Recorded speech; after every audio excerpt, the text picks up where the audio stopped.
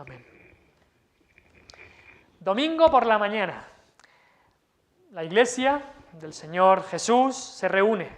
Los creyentes se reúnen para adorar a Dios. Se abren las puertas de la iglesia. Vienen los hermanos. Y conforme están viniendo las familias, imaginemos que llegan en coche o andando, las familias se encuentran en la puerta, se saludan en la puerta, se preguntan cómo va en la semana, qué tal estás, cómo va, hablan unos con otros y entran a sentarse en los bancos, en las sillas de la iglesia. El culto empieza y cantamos los himnos grandiosos de la palabra de Dios. Firmes y adelante, huestes de la fe, canta la congregación. Todo parece que rebosa unidad, amor y armonía. Incluso la congregación quizá canta el Salmo 133. Mirad cuán bueno y cuán delicioso es habitar los hermanos juntos en armonía, porque allí envía Jehová bendición y vida eterna. Y todo indica que es una iglesia aparentemente unida. Quizá todos piensan, es así, qué iglesia, qué unión, pero solo Dios ve el corazón. Y en esta iglesia, que podemos imaginar, hay un problema. Y el problema es que la señora E no se lleva muy bien con la señora S. Vamos a ponerle esas dos letras, porque son las letras que leeremos y que aprenderemos más adelante. Estas dos señoras no se llevan bien. Cada una se sienta en un lado distinto de la iglesia. Si se cruzan, prácticamente nunca se hablan. Y si se hablan, es el saludo protocolario de hola, buenos días, hasta luego, ya está. ¿Qué es lo que ha pasado con estas hermanas?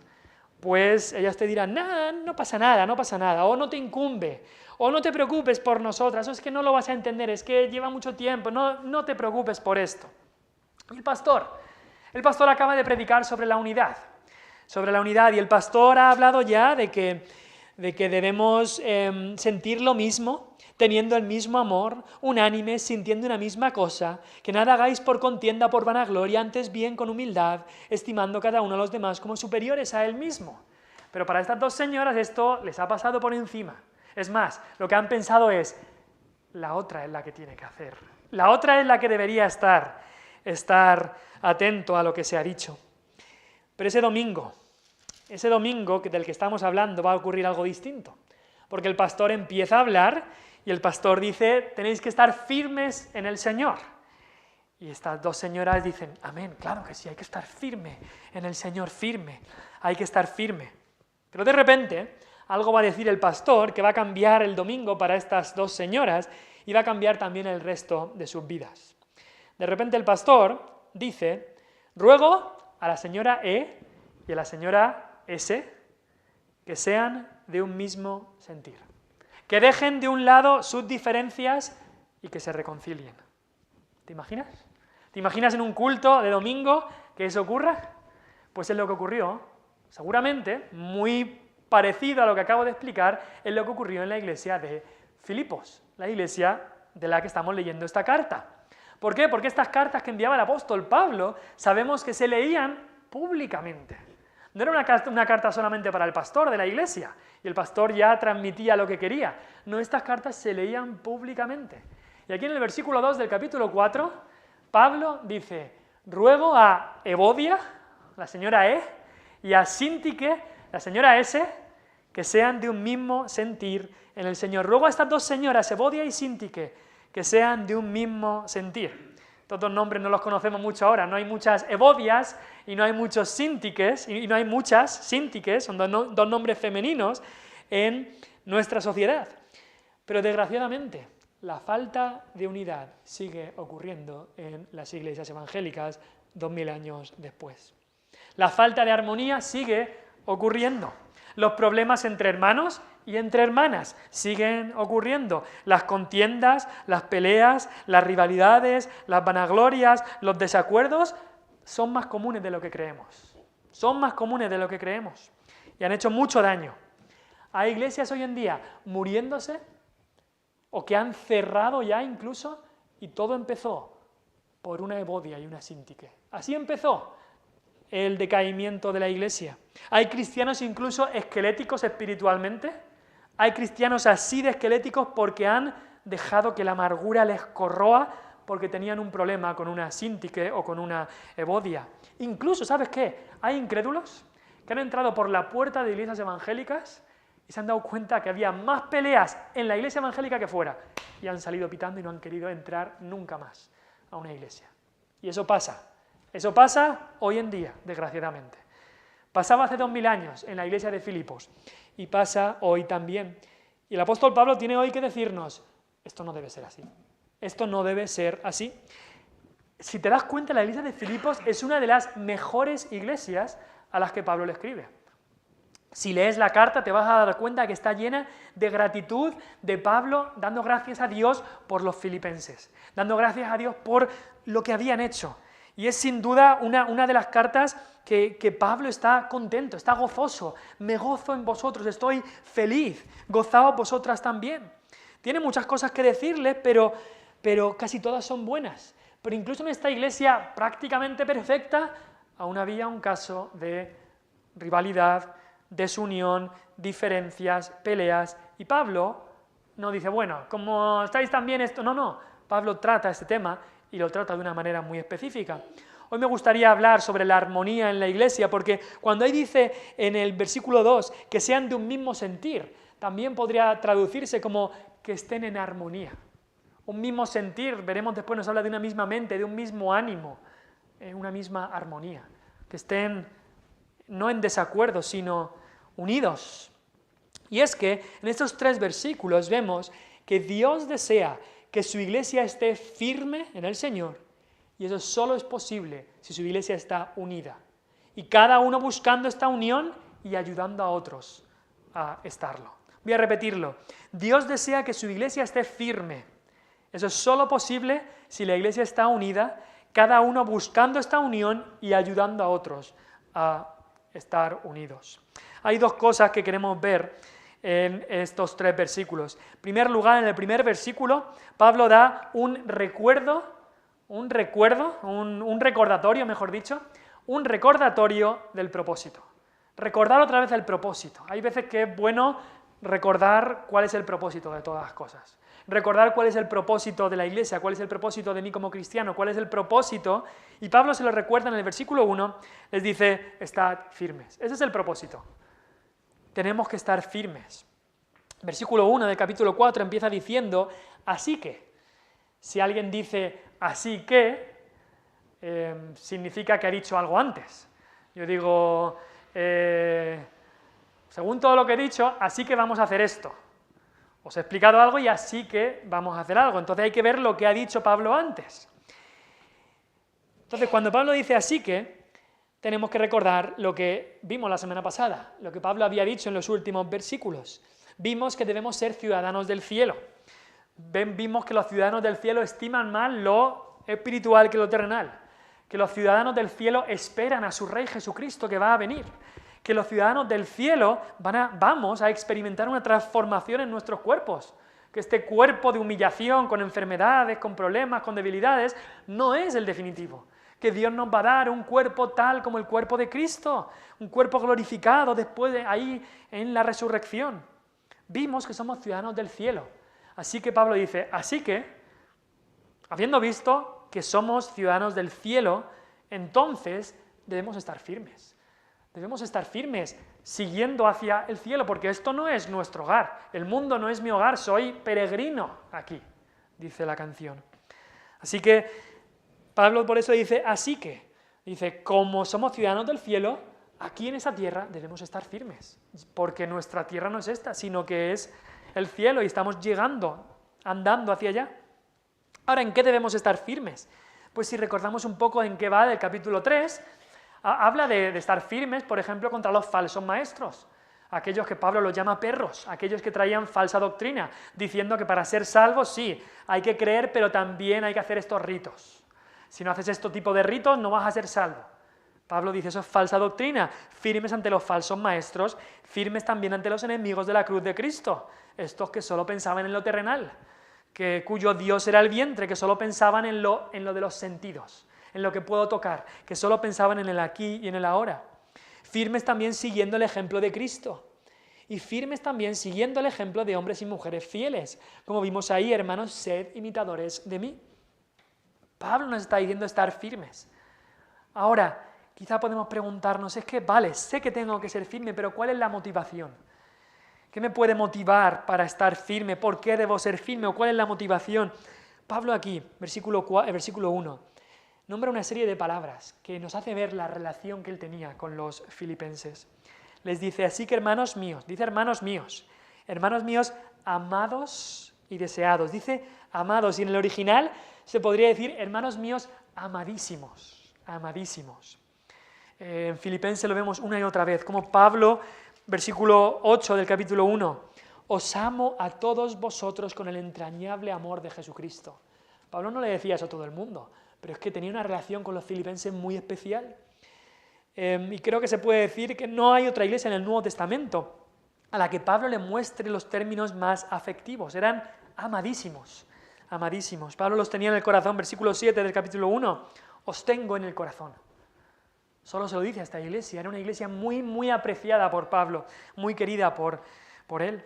Y los cristianos debemos de saber que somos amados por Dios, pero también somos amados por la verdadera iglesia de Dios. Somos amados. Pero no solamente Pablo le dice que sois amados, también les dice que sois deseados. Hermanos míos, amados y deseados. Es un paso más. Porque Pablo no solamente los amaba, pero tú allí y yo aquí. No, Pablo deseaba estar con ellos. Si hay verdadero amor, los hermanos que se aman, los esposos que se aman, los cristianos que se aman, desean verse. Y aquí Pablo dice que eran deseados. Eso habla de añorar. Eran añorados. Deseaba estar con ellos. En el capítulo 1, versículo 23, les decía eso. De ambas cosas estoy puesto en estrecho, teniendo deseo de partir y estar con Cristo, lo cual es muchísimo mejor, pero quedar en la carne es más necesario por causa de vosotros. En el capítulo 2, versículo 24, Pablo les dice, confío en el Señor, que yo también iré pronto a vosotros. Tenía este deseo, Pablo, de que yo ahora estoy en Roma, pero yo quiero estar con vosotros, quiero volver a Filipos, os quiero tanto que quiero estar otra vez allí en la iglesia con vosotros. Eran amados, muy amados, eran deseados, añorados. Eran, dice Pablo, gozo y corona mía. Y el apóstol Pablo les dice que eran su gozo, porque Pablo en toda esta carta se goza una y otra vez. Se goza. Y en la carta, un resumen de la carta entera podría ser Pablo diciendo, yo me gozo, gozaos vosotros. Yo me gozo, gozaos vosotros. Pablo se goza. ¿Y en qué se goza? Pues se goza de que los filipenses eran obedientes. Por ejemplo, en el capítulo 2:12 les dice, amados míos, como siempre habéis obedecido. Pablo no le decía eso a todo el mundo. A los gálatas no les dice eso. A los gálatas les tiene que decir bastantes cosas fuertes. Pero los filipenses habían obedecido a la enseñanza de Pablo. Y Pablo les dice, gracias a Dios que habéis siempre obedecido. Capítulo 1, versículo 5 también da gracias a Dios por la comunión que tenían en el Evangelio. Los filipenses no se habían apartado del Evangelio, no se habían ido a otro Evangelio como otros sí que habían hecho, sino que seguían en la fe. Y Pablo está tan contento que los llama mi gozo. Sois mi felicidad. No es que fuera la fuente de su felicidad, que era Cristo, pero a través de la obra de Cristo en ellos, Pablo estaba gozoso. Y los llama su corona. Es como esa diadema que se ponían, es tanto el amor que les tiene y tanto lo feliz que le hacen a Pablo, que es como su gloria, su corona, su diadema. ¿Y sabes qué? Cristiano, al perseverar en la fe, si tú perseveras en la fe, si tú obedeces la palabra, eres amado y deseado, gozo y corona, no solo de Cristo, sino también del pueblo de Cristo. Un cristiano verdadero va a estar gozoso, va a amar, va a desear estar con aquellos que también aman a Cristo, con aquellos que perseveran en la fe. Así que el apóstol Pablo, para empezar, como recordatorio, les da el recordatorio de cuál es el propósito. El propósito es estar firmes. El propósito es estar firmes. Ahora, les da este recordatorio el apóstol Pablo porque había algo que estaba ocurriendo que no les iba a permitir estar firmes, que no les estaba permitiendo estar completamente firmes. Esta firmeza en la batalla del Señor va a ser imposible si no hay unidad en el ejército. Imagínate un ejército, salen a pelear contra el enemigo, que está viniendo el enemigo y ya está cerca, faltan un par de horas y ya el enemigo estará cerca. Y este ejército empiezan a pelearse los unos con los otros, a dispararse los unos a los otros. ¿qué le van a hacer al enemigo? Nada, no van a poder hacer nada. Si se pelean entre ellos, olvídate del enemigo, olvídate de la victoria contra el enemigo si te estás peleando contra tu propio bando, contra tu propio ejército, olvídate de avanzar. No vas a poder avanzar si te estás peleando contra aquellos que están en tu propio bando. Primero resuelve lo de casa y después ya hablamos de lo de afuera. Y eso es lo que Pablo quiere resolver aquí. Y ya en la carta de Filipenses, si la lees, había estado hablando de este tema. Capítulo 2, lo he nombrado antes, sintiendo lo mismo, unánime, sintiendo una misma cosa. Lo había hablado pero sin nombres. Pero aquí en el capítulo 4 trata el tema ya con nombres. Aquí Pablo, en segundo lugar, da un ruego por unidad. Habíamos visto un recordatorio del propósito, de estar firmes. Pero en segundo lugar, Pablo ya en el versículo 2 y 3 les da un ruego de Pablo por unidad, por unidad. Y aquí se señala claramente que esta iglesia no era perfecta. Si tú piensas que he encontrado la iglesia perfecta, no vayas, porque en cuanto entres ya no será perfecta. Si tú piensas que has encontrado la iglesia perfecta, que ahí no hay ningún problema, te estás equivocando. Porque toda iglesia está compuesta de pecadores redimidos, que seguimos siendo pecadores. Y si hay pecado, y hasta que no estemos en el cielo, no encontrarás la iglesia perfecta. Ahí en el cielo sí que está la iglesia perfecta. Ahí en el cielo sí que están los santos de Dios, los creyentes que no pecarán. Pero aquí, cada iglesia tiene sus problemas. Pero debemos afrontar los problemas. No es una excusa decir, cada iglesia tiene problemas, así que bueno, ¿qué vamos a hacer? No, Pablo aquí los afronta. Aunque parece ser que este era uno de los únicos problemas de los filipenses, Pablo no lo deja a un lado. Pablo lo afronta y lo afronta bien claro. Ahora, cuando hablamos de unidad, tenemos que reconocer que la unidad no es lo mismo que la uniformidad. Eso es importante, lo hemos dicho otras veces. Dios da diversidad de dones.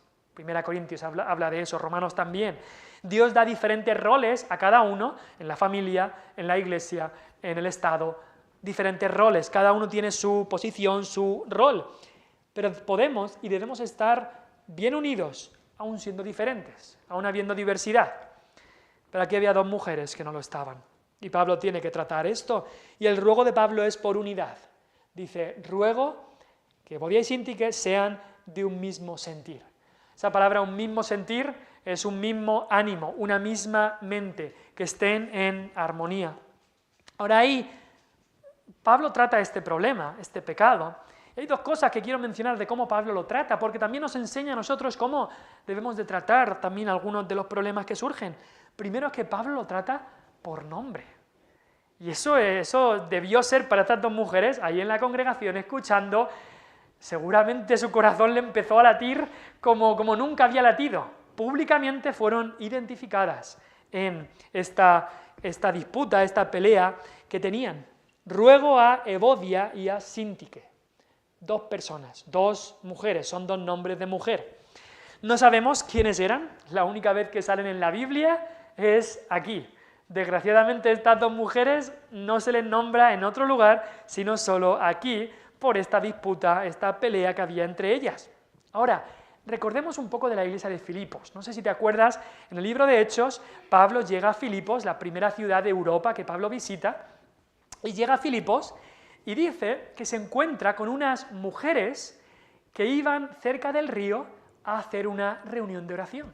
Era una reunión de oración de mujeres y ahí empieza prácticamente la iglesia de Filipos. Pablo les predica el evangelio a una reunión de mujeres, algo precioso, ahí en Hechos 16. Mujeres que estaban buscando a Dios, pero no habían escuchado del evangelio, no habían escuchado de Cristo. Y Pablo les habla y nos habla de una tal Lidia, que era vendedora de telas de púrpura, y esta Lidia, Dios le abre su corazón y Dios la salva. Y a partir de ahí seguramente otras de estas mujeres fueron salvas, porque después nos dice que Pablo volvió allí, donde se hacía la oración, volvía allí. Así es como empezó la iglesia de Filipos, unas mujeres que se reunían a orar, pero que se les habló el evangelio y entonces comprendieron, creyeron y se salvaron. Seguramente estas mujeres, Evodia y Asíntique, fueron de esas primeras mujeres que se salvaron en esta iglesia de Filipos. Abrieron su corazón al Señor y fueron salvas. Y seguramente ayudaron a Pablo. Enfrente de la dificultad estuvieron allí, sirviendo al Señor. Y así eran estas mujeres. Y Pablo las trata por nombre. Pablo las trata por nombre. Ahora, nos pasa mucho que cuando estamos escuchando una predicación, pues se predica y se hace alguna aplicación y muchas veces llegamos a casa y decimos, esta aplicación era perfecta para fulanito. Vamos, parece personalizada para fulanito.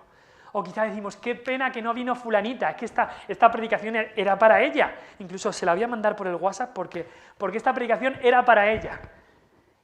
Nos equivocamos. Si pensamos que una predicación era más para otra persona antes que para nosotros, nos estamos equivocando. Porque primero es para nosotros. Primero, cada vez que se abre la palabra de Dios, es para mí. Luego quizá puede ayudar también a otro, pero primero para mí. Primero me lo aplico a mí mismo. El predicador el primero que debe aplicárselo a sí mismo y la congregación también. Pero de la misma manera que Dios llama al pecado por su nombre, también en ocasiones llama al pecador por su nombre. Y eso duele, eso duele. Hablaba con un pastor hace unos meses, hace un mes, y hablando con este pastor me decía, dice, desde el púlpito predico duro y a veces nombro cosas muy de aplicaciones que están ocurriendo y predico en contra del pecado y tal. Dice, y hay gente que como si nada, y están haciendo eso y como si nada. Dice, pero luego voy a tomar un café con esa persona y le repito exactamente las mismas palabras que he dicho desde el púlpito. Y se ofenden. Dice, pero ¿cómo me dices eso? Dice, sí, es lo mismo que estaba diciendo desde el púlpito. Pero quizá mucha gente cuando escucha desde el púlpito pone el modo stand-by, pone el modo que no es para mí, es para otro. Entonces, muchas veces eso ocurre, y quizá es lo que había ocurrido con esta carta. He leído antes el capítulo 2. El capítulo 2 habla de lo mismo, el versículo 2. Sintiendo lo mismo, teniendo el mismo amor, unánimes, la misma palabra, una misma ánima, una misma alma, un mismo sentir, sintiendo una misma cosa. Pero seguramente leyendo eso, estas mujeres dirían, bueno, esto no es para mí, esto es para la otra, esto tal. Y muchas veces Dios tiene que hablarlo por nombre. Muchas veces utiliza al Espíritu Santo, pero a veces puede ser que utilice a un hermano, a veces puede ser que utilice a un líder de la congregación, a veces puede ser que utilice a nuestro cónyuge para decirnos, esto debes trabajar con esto. Aquí Pablo trata este pecado por nombre. Pero también, y algo que me anima también, Pablo trata este pecado con mucho amor y cariño. No sé si te has fijado. Pablo no expone públicamente el pecado. Dice ahí, ruego a Evodia y a Síntique que sean de un mismo sentir en el Señor. Lo enfoca, si se puede decir así, de manera positiva. No dice, ruego que no sean de un sentir contrario. No dice eso. Dice, ruego que sean de un mismo sentir. Ruego que sean de un mismo sentir.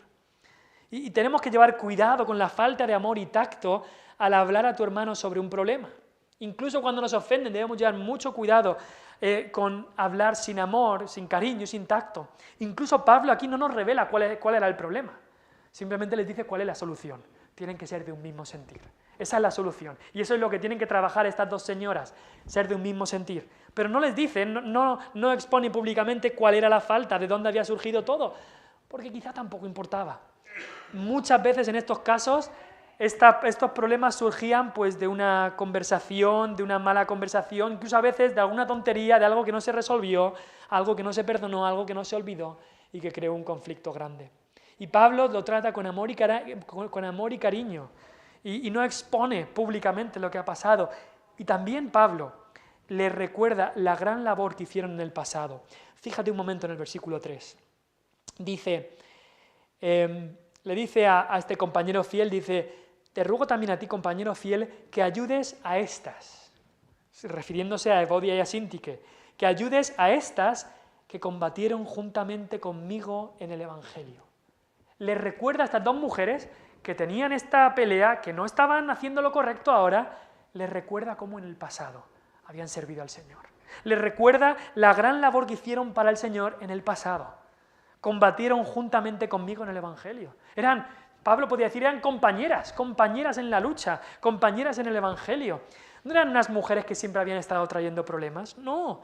Habían sido de gran utilidad para el Evangelio. Había fruto claro de salvación en sus vidas. Y Pablo les recuerda en estos momentos lo que habían hecho en el pasado, para animarlas a dejar esa rencilla y continuar en la fe. Lo hace para animarlas a esto, a solucionar este problema, y también para no herirlas más de lo necesario. Y eso tenemos que llevar cuidado. Muchos de vosotros sois agricultores. Sabéis que a un olivo, si alguien dice que sabe manejar mucho la sierra para podar, y empieza a podar todo, y deja el olivo sin prácticamente nada, eso no es un buen agricultor. Un buen agricultor sabe lo que tiene que cortar y lo que no tiene que cortar. Porque utilice más la sierra y pode más de lo que hay que podar, eso le hace daño, al final te quedas sin fruto. Un cirujano que dice, yo el bisturí, yo corto por todo y te deja al final y corta por sitios que no tendría que cortar, no es un buen cirujano. No, un buen cirujano ve dónde está quizá el tumor o lo que tiene que cortar y corta con cuidado, con tacto, corta exactamente lo que hay que cortar. Ni un poco más. No quiere quitarte algo que no te tiene que quitar, corta exactamente por donde tiene que cortar. Y eso es lo que hace Pablo. Pablo no desacredita a estas personas y les dice, nada, muy mal, no valéis para nada. No, Pablo dice, esto hay que arreglar, y les recuerda cómo habían servido al Señor en el pasado, cómo lo habían hecho. Recordando y pensando en esto, pensaba en el que fue el pastor de mi padre allí en la Iglesia Bautista Emanuel en Elche, un pastor que amamos mucho, y un pastor que siempre tuvo mucho cariño y tacto cuando decía las cosas. Y me venía una situación que ocurrió cuando yo era joven, yo creo que tendría 14 años o 15 años. En la iglesia había una actividad de jóvenes, pero ya había acabado, y luego había una actividad ya para adultos. Y los adultos estaban en el salón de reunión, aquí había alguien hablando, y los jóvenes nos quedamos en el vestíbulo ahí hablando. Pero claro, éramos jóvenes y empezamos a hablar y a reírnos y a pasarlo bien y a hacer mucho ruido. Y se escuchaba mucho en el salón de cultos. Entonces, este pastor vino y nos empezó a hablar, y claro, nosotros no nos dábamos cuenta de que estábamos molestando por nuestro jolgorio, no nos dábamos cuenta que estábamos molestando a lo que era el salón de cultos, la charla que se estaba haciendo. Entonces este pastor vino y nos dijo, me alegra tanto de veros a vosotros los jóvenes, que estáis aquí juntos, jóvenes que van a la iglesia, que aman al Señor aquí juntos, y qué bueno es tener amistades cristianas entre vosotros, y me encanta que después de la reunión os podáis quedar un poco de tiempo para hablar. Eso demuestra que os lleváis bien, que hay amistades, me encanta que podáis hablar aquí fuera en la calle, y que podáis seguir teniendo un buen tiempo también, amistad sana, humor sano, qué bueno es esto. Y nos llevó hacia la calle y cerró la puerta y entró. Y nos quedamos afuera diciendo, wow. Otro hubiera dicho, ¿qué hacéis ahí molestando? Saliros ya afuera, que no te das cuenta que esto es importante. Salir fuera, estáis molestando. Es que los jóvenes siempre están igual, molestando a la gente. Pero él, con ese cariño, con ese tacto, nos dejó contentos de habernos echado. Y nos acababa de echar. Y eso es lo que hizo. Hay muchas veces gente que lo llama la táctica sándwich. El sándwich tienes pan, fiambre y pan. Entonces, cuando tienes que decir algo que quizá es una corrección, ponle un poquito de alabanza, empieza con alabanza, después pon la corrección y después acaba con alabanza. Y eso te ayudará a ti a controlar tus ganas de corregir, y le ayudará también a la otra persona a no ser herido más de lo que tiene que serlo. Eso es como un cirujano que sabe dónde cortar, como un buen podador, no sé si se dice así, un buen podador que sabe que esta rama sí, pero la otra no, la otra hay que dejarla. Y eso es lo que está haciendo el apóstol Pablo aquí. Corrige un problema serio que había, un problema que no podía seguir, pero lo corrige con amor, con mucho cariño. Así que, ¿cómo trata Pablo este problema? ¿Cómo lo trata? Pues lo trata por nombre. No vamos a hablar en impersonal, a ver si no, lo tiene que tratar por nombre, pero lo trata con mucho amor y mucho cariño. Ahora, soluciones divinas. ¿Qué debemos hacer entonces nosotros para afrontar problemas entre hermanos? ¿Qué debemos hacer nosotros para afrontar estas divisiones, estas disputas, estas rencillas, peleas que pueden surgir? Pues recordar que ahí Pablo dice: ruega a Evodia y a Síntique que sean de un mismo sentir, y no se queda ahí, de un mismo sentir en el Señor. En el Señor, y esa frase es muy importante. Quiere decir mucho esa frase, en el Señor. Pero Pablo les quiere recordar: oye, estáis en Cristo. Habéis sido redimidos por Cristo. Habéis sido salvadas por Cristo. Tenéis que ser de un mismo sentir en el Señor. No es de un mismo sentir que vamos a ver si nos podemos llevar bien, vamos a ver si tenemos alguna cosa que compartimos, pero si lo compartimos todo en el Señor, espiritualmente lo compartimos todo, vamos a pasar toda la eternidad juntos. ¿Qué hacemos aquí peleándonos? No puede ser. Y se le recuerdan el Señor, porque también cuando hay alguna ofensa, alguna rencilla, recordar lo que el Señor hizo por nosotros. Recordar el Evangelio nos ayuda a bajar mucho el nivel y la atención que le prestamos a estas ofensas. Cuando recordamos lo que ofendimos nosotros a Cristo, decimos: ¿y a mí me han mirado mal y ya me estoy quejando? Cuando recordamos cómo si hubiéramos estado ahí, le hubiéramos escupido en la cara a Cristo, si alguien dice alguna palabrita un poco mal de nosotros, nos ayuda a ponerlo en otra perspectiva. ¿Por qué? Porque estamos en el Señor. Y el Evangelio nos hace humildes. El Evangelio nos hace, como dice ahí en Filipenses 2, estimar cada uno a los demás como superiores a nosotros mismos. No nos hace decir: es que no me han tratado como me tienen que tratar, es que yo merezco más, es que no me ha reconocido lo bien que hizo esto, no me ha reconocido que mi comida estaba mejor que la suya, no me lo ha reconocido. No, nos hace estimar a los demás como superiores a nosotros mismos. Recuerda que estamos en Cristo. Y eso nos ayuda a quitar muchas de estas rencillas que a veces salen por cosas pequeñísimas. Como en un matrimonio también, a veces por cosas pequeñas se crean problemas grandes. De la misma manera, muchas veces estas rencillas empiezan por cosas pequeñas que se van dejando, que no se olvidan, que no se perdonan, que no se hablan, y al final va causando un gran problema. Recuerda que estás en Cristo y que esa persona también está en Cristo. Porque también tenemos muchas veces el peligro y la tentación de decir: no, es que si se convierte en enemigo mío, si está en contra mía, si tiene algún desacuerdo conmigo, si hay alguna fricción conmigo, entonces esos son que no son cristianos. Y muchas veces llegamos a hacer eso. Pensamos que aquellos que son enemigos, o que pensamos que nosotros que son enemigos nuestros, ya tienen que ser enemigos de Cristo. Y no es así. Nosotros nos hemos creído que son enemigos nuestros cuando no lo son. No lo son. Mira cómo dice ahí Pablo en el versículo 3 al final, dice: cuyos nombres están en el libro de la vida. Cuidado con pensar que porque algún hermano haya hecho alguna ofensa, que muchas veces pasa, alguna ofensa contra nosotros, que ya es que no son hermanos. No, eso no es correcto. Nunca debemos pensar así. Recordemos que estamos en Cristo. Estamos en Cristo. Sean de un mismo sentir en el Señor.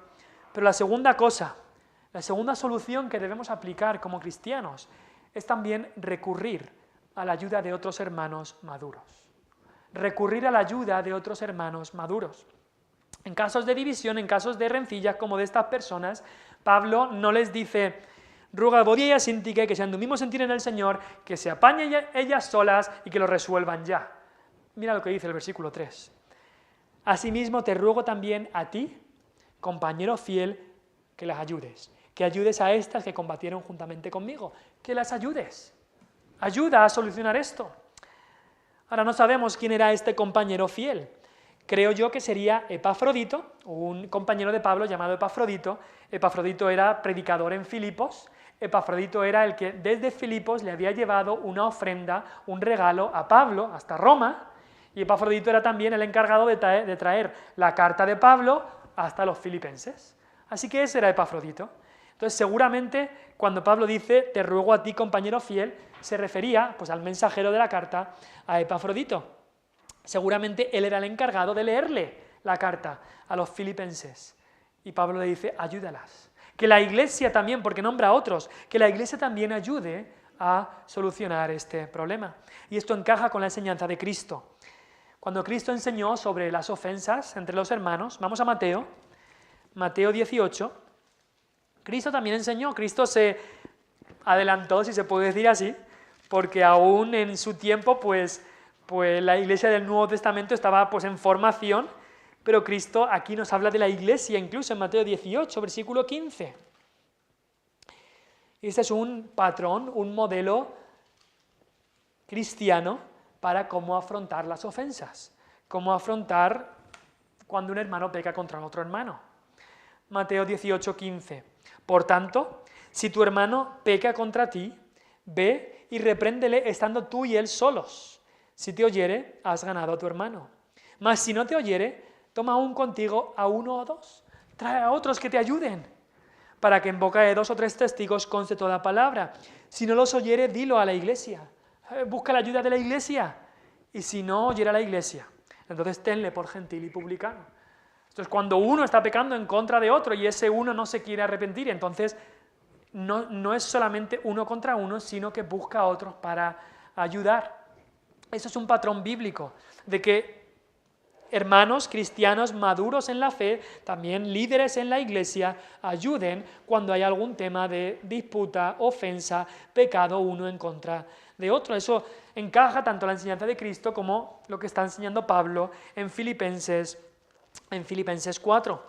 Le dice a este compañero fiel, ayúdalas por favor. Quizá la una sola con la otra tienen problemas, quizá esto llevaba ya tiempo, quizá era cuestión de años, quizá ya ni se podían mirar ni se podían hablar. Necesitaban a alguien en medio, a alguien que las ayudara a poder volver a estar unidas, a estar como deben estar los hermanos. Ahora, digamos, ¿por qué hay que involucrar a otros? Diríamos, ¿no es mejor esto que se solucione entre ellos y ya está? ¿Por qué hay que involucrar a otros? Pues tenemos que darnos cuenta que una pelea entre dos hermanos en la fe hace daño a todo el cuerpo. No pienses, no, mi pelea es solamente con esa persona y ya está, solo nosotros dos. No, hace daño a todos, hace daño a todos. Quizás estas mujeres pensaban, no pasa nada, ella y yo y ya está. Pero no funciona así en la iglesia de Cristo.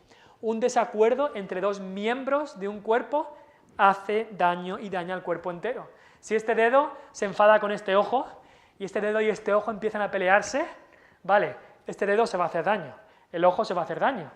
Pero el problema es que cuando este ojo se haga daño, este va a tener que trabajar el doble. El problema es que cuando este ojo se haga daño, a lo mejor no voy a ver bien y me voy a estampar y la pierna se va a doler. Y me va a empezar a doler otras partes porque estos dos se han peleado. Y lo mismo pasa en una iglesia. No solamente se dañan aquellos en los cuales está la pelea, está la división, sino al final daña a todo el cuerpo de Cristo. Y no solamente eso, sino también cuando hay problemas entre uno o dos miembros, eso se extiende a todo el cuerpo. Se extiende a todo el cuerpo, como un tumor no tratado puede extenderse, también un problema en la iglesia no tratado puede extenderse. ¿Y cuántas veces una división de una iglesia entera ha empezado así?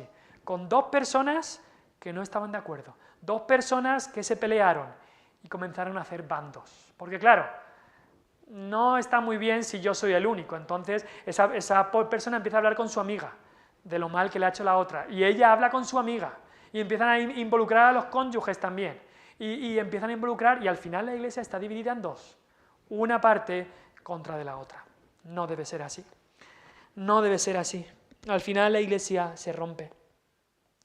Por eso, Dios ha puesto en su iglesia personas que pueden ayudar a que esto se solucione. En Mateo 5, versículo 9, dice, bienaventurados los pacificadores, porque ellos serán llamados hijos de Dios. Y este compañero fiel de Pablo era el encargado de mediar en esta situación. Cuando algo así ocurre, no solamente debemos recordarnos que estamos en Cristo, quizá hay que pasar por alto la ofensa, quizá hay que olvidarnos de que quizá no era, dar el beneficio de la duda, quizá no era tan grande el problema como nosotros pensábamos, quizá si Cristo sufrió tanta ofensa, ¿cómo no la voy a sufrir yo? Recordar que estamos en Cristo, también que nos une Cristo, que somos hermanos en Cristo, pero también recurrir a la ayuda de otros hermanos maduros.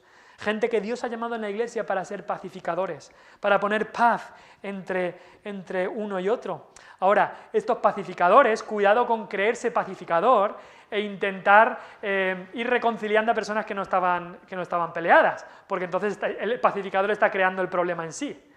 Nos ha pasado como padres, a Vanessa y a mí, de que a veces los niños están jugando, dice uno, dame ese juguete, no, dámelo, y a veces queremos interferir ya, pero otras veces nos hemos dado cuenta, los dejamos y al final llegan a acuerdos, y dice, vale, yo te doy este y tú me das este, y sin tener que meternos, sin tener que hacer de pacificador, ellos se han arreglado. Y de la misma manera, tenemos que pensar aquellos de no intentar meternos de pacificadores si no nos han pedido o si no pensamos que vamos a ser de ayuda o si no hemos dejado el tiempo suficiente para ver que de verdad hace falta, porque a veces puede ser más problemático de lo que estaba ya. Así que armonía en la iglesia es necesaria. Dios quiere que haya armonía en su iglesia. Su iglesia es un cuerpo y el cuerpo Dios quiere que ande correctamente, debe haber armonía. Dios desea que su iglesia esté firme en el Señor, y eso es solo posible si su iglesia está unida, cada uno buscando esa unión y cada uno ayudando a otros a poder estar unidos. Vamos al Señor en oración. Padre Celestial, te damos las gracias por tu palabra.